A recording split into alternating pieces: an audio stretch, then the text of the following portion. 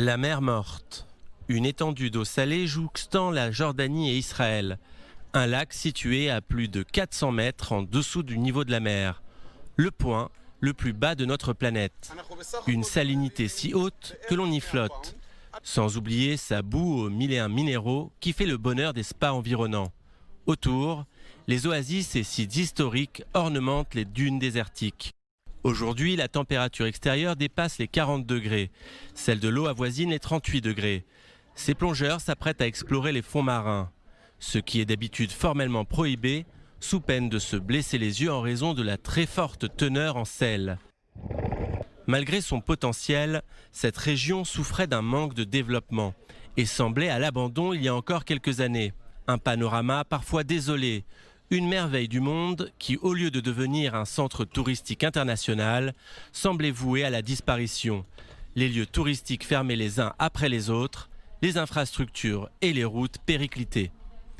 Mais le miracle économique s'est produit et un programme de réhabilitation nationale a vu le jour, de plusieurs centaines de millions d'euros. Les investisseurs sont revenus, de nouveaux lieux de villégiature ont éclos, hôtels, bords de mer réaménagés et les baignades demeurent toujours gratuites.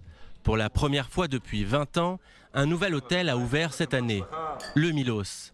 La Grèce en Israël, piscine, spa, hammam, jacuzzi, à 2 pas de la mer. Un projet à près de 40 millions d'euros.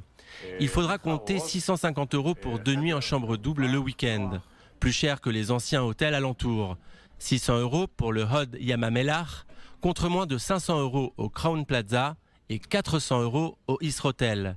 Des projets impressionnants vont fleurir d'ici peu.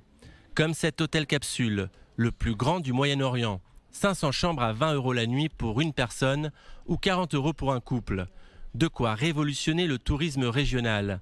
Placards, mini-bars, télévision, climatisation, avec piscine et accès direct aux plages.